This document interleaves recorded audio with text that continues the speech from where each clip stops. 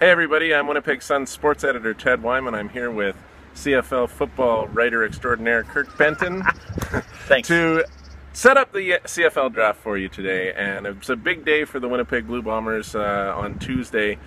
They've had some troubles with the draft in recent years. They did pretty well the last couple of years, but you know, they always need more, and especially in the Canadian talent department. This is a big draft for Kyle Walters, isn't it?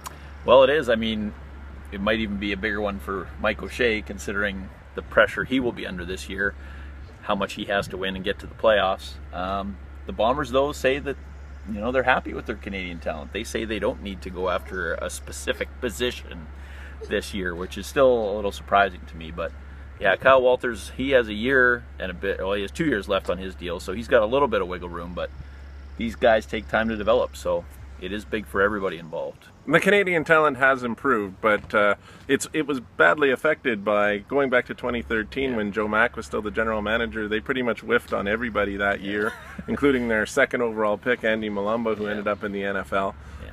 You know, it got better the last couple of years with Matthias Goosen and Suk Chung, who are both going to start on the offensive line this year, so they have to be happy about that. But they also used their selection of in the supplemental draft to take Garrett Wagner last year, and that's looking like it's going to be a little costly because he's not really projecting as that kind of a impact player, and they could have had a number 2. Right, at least not yet, and of course the Bombers will say that he has plenty of time to still be that guy. Yeah, that's what they're going to say now. But even if Garrett Wagner were in this draft, and let's say he was one of the best defensive players available, I don't think you're taking him at number 2. So that's an issue. That's a mistake.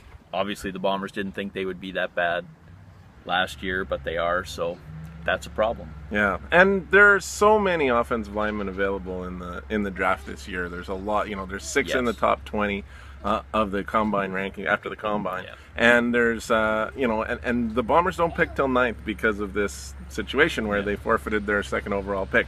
They could miss out on one of those guys, and that would be costly because it seems to most of us who are observing that that's really the spot where they need to add another player. Yeah, they have only 5 players under contract, or 4 or 5 players under contract on the offensive line. They say they're going to start 3. I'm talking about all Canadians here. Disregard imports at this time of year. So they need it there if they want to start 3. There's no question about it. They need the depth. There's always going to be injuries on the offensive line, so they need that.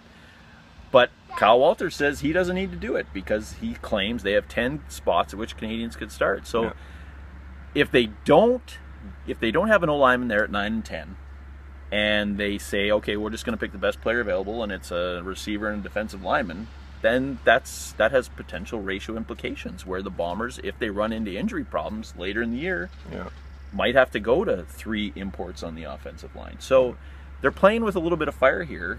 They're going against the trend if that happens, because teams still start 3 Canadian offensive linemen. So the Bombers do have the option of trading up in this draft if they possibly can, with Saskatchewan's first pick reportedly available, and there's lots of other picks in between. Kyle Walters, at least late last month, was talking like he didn't feel like there was a necessity to trade up because there was so much movement with the NFL players who were drafted and signed as undrafted free agents, and just, you know, he thinks it's a deep draft, and there's going to be something available for them at 9 and 10 without making a trade. Right, and you know, as we said, the O-line thing could change if they feel that they can find. They are going to get good players at 9 and 10 because he says there's probably 20 good players in this draft who can probably be playing within a year. So yeah, they are going to get good players, and it's one of those years where there is no clear-cut number 1. So that kind of makes teams not really need to trade up.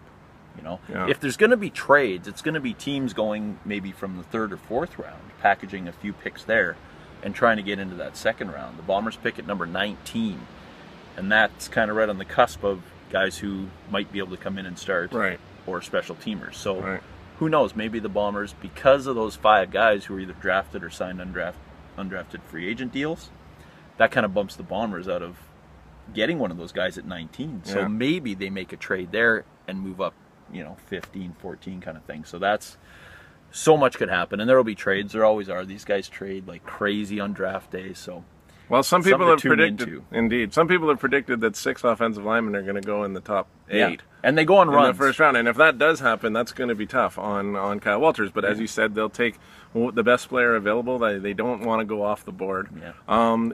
Just your thoughts on who you think is going to go first overall in a year when it could be a lot of different players. It could be a ton of players. Josiah St. John, the offensive tackle out of Oklahoma, seems like the guy with the most physical attributes to play. He could play tackle. He played tackle at Oklahoma. He was a stud at tackle in junior college in the U.S. and can obviously play guard as well if needed. He's a behemoth of a man, and he can do a lot of things. So I think if Saskatchewan holds on to that pick, they still will take him because I think he is the best player available and he can play a couple of positions. So I think that's the guy. And once one offensive lineman goes, then they usually all go. Yeah. So it'll be interesting to see, like you say, if they do start with Josiah St. John, the Bombers could be looking at someone else. And we both agree that could be problematic for them. If they just don't get an impact offensive lineman this year, that's one area of their team that hasn't really improved on paper from last season. Right. And it's the one area that really needs to improve. Right. And it won't, I don't think it'll necessarily improve this year if they get that guy, because it does take time to make the adjustment. But, you know, if they show some progress this year, they can say, oh yeah, we have this good young offensive lineman coming in next year. Suk Chung only signed a 2-year deal. That's another thing to think about. Yeah. You know, it's this is like you said right off the top, this is a big one for the Bombers. Absolutely. It will be very interesting to see on Tuesday night, the CFL draft.